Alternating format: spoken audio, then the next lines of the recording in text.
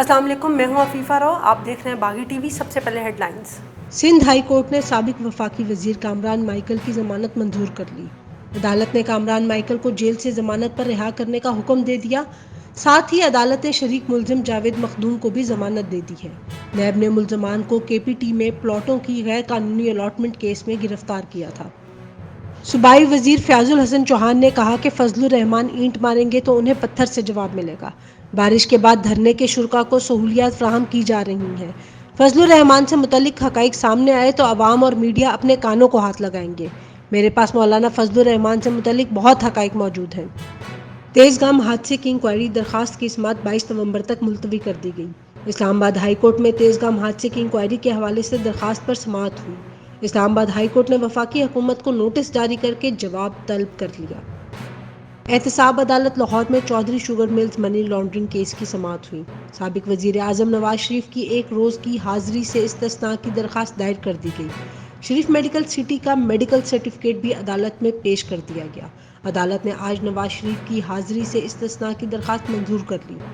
Chaudhary sugar mills case अदालत ने case की समाअत मुलतवी करते हुए मरियम नवाज, नवाज शरीफ और यूसुफ अब्बास को 22 नवंबर को पेश होने का हुक्म दे दिया।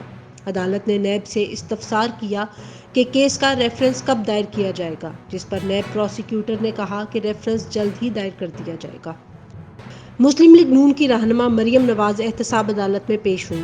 कैप्टन सफदर भी उनके हमरा थे। मरियम नवाज ने केस की समाअत के बाद गैर रस्मी गुफ्तगू करते हुए कहा कि नवाज शरीफ की तबीयत बहुत ज़्यादा ख़राब है।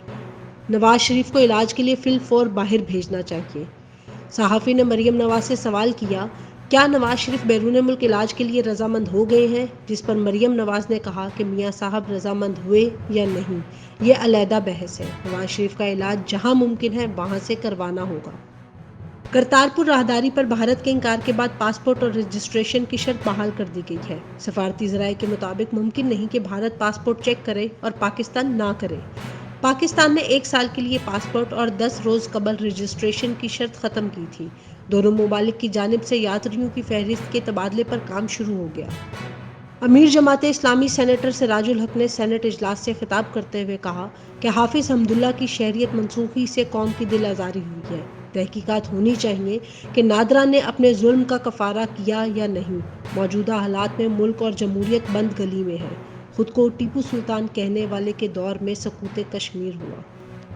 वफाकी वजीर दिफा परवेज़ खटक ने कौमी असम्बली के इजलास में खिताब करते हुए कहा कि अपोजिशन बताए मुल्क को किस हालत में छोड़ कर गई। आपका असल चेहरा सामने आने पर कौम ने इमरान खान को मुंतखब किया। अली अमीन गंडापुर पर फ़ख्र है, उन्होंने मौलाना फजलुर रहमान को चैलेंज किया। आप पाकिस्तान में ईमानदार क़यादत बर्दाश्त नहीं कर सकते। सब्र करें, आपको बहुत कुछ देखना पड़ेगा। ये तमाशा नहीं चलेगा। धरना देना है तो बैठे रहो, लेकिन मुल्क की असासों को नुकसान ना पहुँचाना। साबिक वज़ीर आज़म नवाज शरीफ के मुल्क से बाहर जाने के मसले पर अहम पेशरफ्त हुई। नवाज शरीफ का नाम ECL से निकालने के लिए वजारत दाखिला को दरख्वास्त मौसूल हो गई। वजारत दाखिला हुक्काम दरख्वास्त का कानूनी पहलुओं से जायज़ा ले रही है। नवाज शरीफ का नाम नैब की दरख्वास्त पर ECL में डाला गया था। दरख्वास्त नवाज शरीफ की बीमारी और मुल्क से बाहर इलाज कराने की बुनियाद पर दी गई है। कौमी असम्बली इजलास में वफाकी वजीर अली अमीन गंडापुर और मौलाना फजलुर रहमान के बेटे के दरमियान जुमलेबाजी और तल्ख कलामी हुई। मौलाना असद महमूद ने कहा कि मैं भी इस्तीफ़ा देता हूं, अली अमीन आप भी दें। इलेक्शन लड़ लेते हैं, अब पीछे नहीं हटना। ऐलान करें इस्तीफ़े का, कल इलेक्शन लड़ते हैं। अली अमीन गंडापुर ने कहा कि मौलाना फजलुर रहमान धरना ख़त्म करें, कैमरे लगाकर इलेक्शन लड़े। मैं आज भी अपने बयान पर कायम हूँ। JUI के रहनुमा अकरम दुरानी डैम में पेश हुए। नैब पेशी के बाद मीडिया से गुफ्तगू करते हुए अकरम दुरानी का कहना था कि नैब हुकाम ने कहा आपको दोबारा बुलाने की ज़रूरत नहीं। आज़ादी मार्च के साथ साथ मेरी पेशियाँ तेज़ होती जाएंगी। मुझे सिर्फ और सिर्फ आवाम के सामने रुस्वा करने के लिए तलब किया जा रहा है। तेज़ आंधी और बारिश से मकई की फसल को शदीद नुकसान। कसूर से बागी टीवी के नुमाइंदे गनी महमूद के मुताबिक गुज़श्ता शब आने वाली आंधी, बारिश और ज़ाला बारिश से सैकड़ों एकड़ खड़ी अराजी पर खड़ी हाइब्रिड मकई की फसल को शदीद नुकसान पहुंचा। खानेवाल हादसे से कई घरों में सफ़े मातम बिछ गई। बागी टीवी के नुमाइंदे उसामा फारूक के मुताबिक चकवाल से मुल्तान जाने वाली बस M4 मखदूमपुर इंटरचेंज पर तेज़ रफ्तारी के बाइस ट्रॉलर से जा टकराई, जिसके नतीजे में 3 अफराद जाँ बहक और 11 लोग जख्मी हो गए। तंदूर मालकान ने बड़ी धमकी दे दी। कोयटा से बागी टीवी के नुमाइंदे कासिम शेख के मुताबिक आटे की कीमत में होने वाले इजाफे की वजह से तंदूर मालकान ने कीमतों में कमी करने का मुतालबा कर दिया और दूसरी सूरत में रोटी महंगी करने की धमकी दे दी। उनका कहना था कि हम इतने महंगे आटे में रोटी 20 रुपए की फराहम नहीं कर सकते। अखुवत के ज़ेरे एहतमाम 3 करोड़ रुपए के बिला सूद कर्जा जात की तकसीम। फैसलाबाद से बागी टीवी के नुमाइंदे उस्मान सादिक के मुताबिक कमिश्नर कॉम्प्लेक्स की जामा मस्जिद में होने वाली एक तकरीब में अखुवत की तरफ से 500 काश्तकारों को 3 करोड़ रुपए के बिला सूद कर्जा जात के चेक तकसीम किए गए।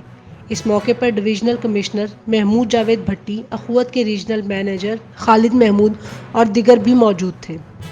गुजरात से खबर शामिल करते हैं। मरगजार कॉलोनी में डकैती की वारदात करने वाले मुलजिम को अहले इलाका ने रंगे हाथों पकड़ लिया। मजीद तफसीलात जानने के लिए बात करेंगे नुमाइंदा बागी टीवी चौधरी फैजान इरशाद से। बिल्कुल, गुजरात के इलाका मरगजार कॉलोनी में डकैती करने वाले मुलजिम को अहले इलाका ने रंगे हाथों पकड़ लिया। इस फुटेज में नजर आने वाला नौजवान, जिसका नाम शाहिद अकरम है, जो कि मोहल्ला मुस्लिमपुरा गुजरात का रिहायशी है। शाहिद अकरम महकमा पुलिस में साल 2006 में बतौर कांस्टेबल भर्ती हुआ था और अपनी मुजमाना सरगर्मियों की वजह से साल 2011 में महकमा से बर्खास्त हो चुका है। इसके बावजूद शाहिद अकरम अपनी मुजमाना सरगर्मियों से बाज न आया। 6 नवंबर को मरगजार कॉलोनी में दौरान डकैती पकड़ा गया। अहले इलाका ने फौरी तौर पर पुलिस को इतला की, जिसके बाद थाना सिविल लाइन पुलिस ने मुकदमा दर्ज करके मजीद तफ्तीश शुरू कर दी। जी, ये थी हेडलाइंस। मजीद खबरों और तरजीहों के लिए देखते रहिए बागी टीवी।